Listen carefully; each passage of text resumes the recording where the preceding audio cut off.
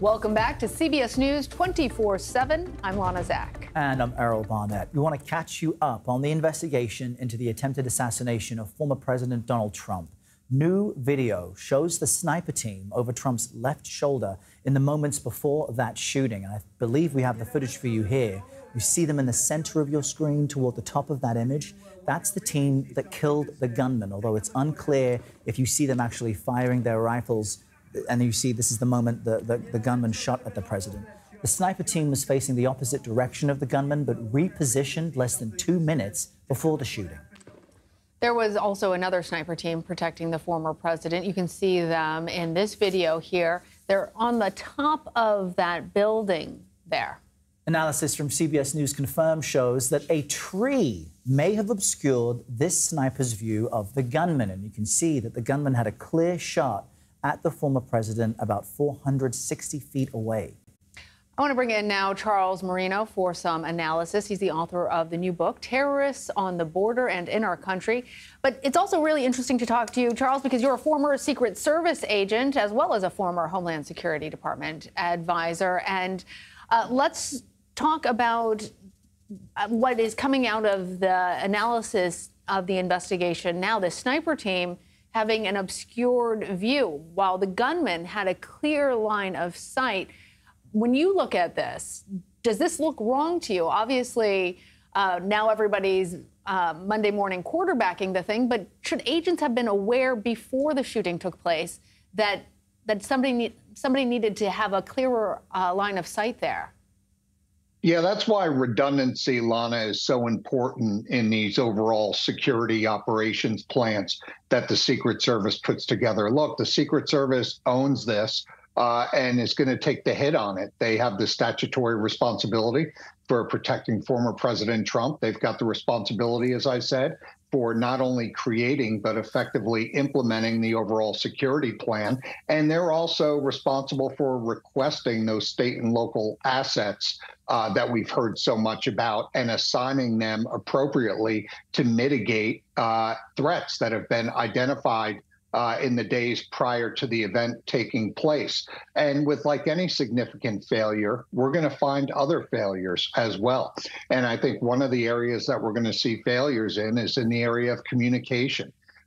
Did it happen at all? And if it did it happen broadly enough to make sure that special teams like the counter sniper team, the counter assault team, and also the former president's protective detail, that they had the information when they needed it to make the right decisions? Well, Charles, let's drill down on that, because a local law enforcement officer tells CBS News that a sniper from a local tactical team actually took a picture of the gunman, saw him looking through one of those rangefinders just minutes before the shooting. So what should have happened, considering that prioritization the Secret Service has with local assets? Once that picture was taken, who should have seen it next?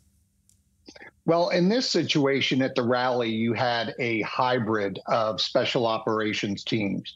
You had Secret Service members that were combined with local counter snipers from the area police department. Same thing for the counter assault team from the Secret Service were married up with members of the local SWAT teams. That is not unusual.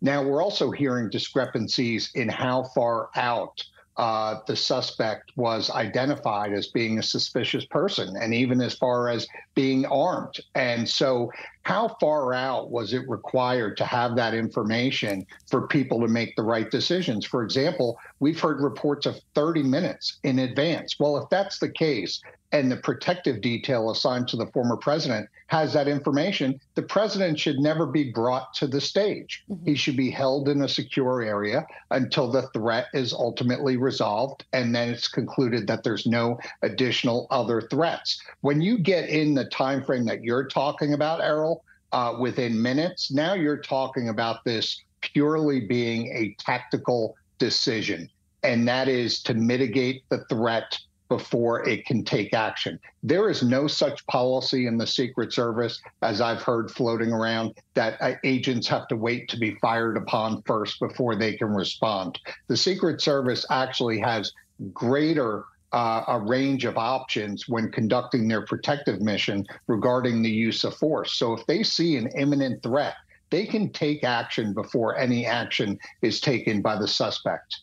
And Charles, I want our control room to put back up that video of the shooter on top of the building, because that video shows very clearly someone outside of the perimeter that the Secret Service had controlled that was now, as we're talking about, the outer perimeter that local law enforcement was supposed to be watching. Because I'm hoping that you could talk us through that. And we also heard from former Chief of Staff under President Clinton and Secretary of State under President Obama, Leon Panetta, discussing the assassination attempt.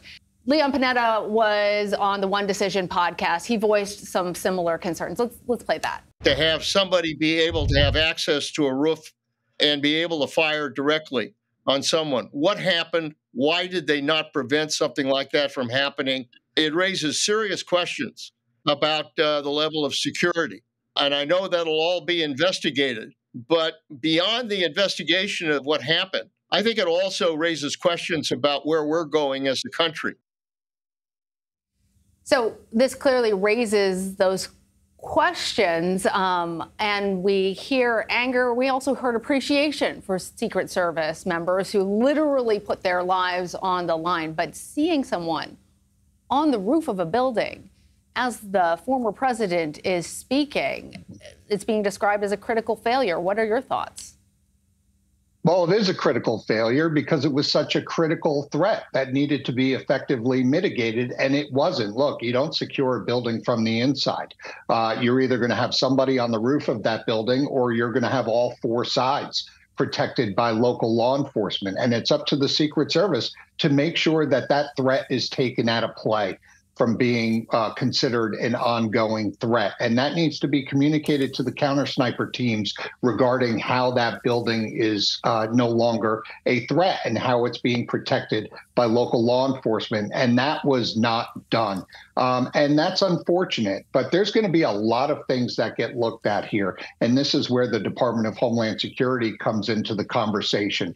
And the question is the Secret Service resourced the way it needs to be by the Department of Homeland Security to fulfill their mission effectively? This is a zero-fail mission. They've got to get it right 100% of the time in protection. And do they have the numbers and the teams and the agents that they need to carry out the mission? Are they still getting world-class training? Is the hiring up to standards? This is where DEI comes into the conversation. The director's got a program called the 30 for 30 program, where she wants to get 30% females in the Secret Service by the year 2030. Yeah, that has become a controversial point now. That's right. Yeah. That's right. Has she lowered standards to achieve those metrics? Charles Marino, so appreciate you being on with us. Thanks. Thank you, Charles. Thank you.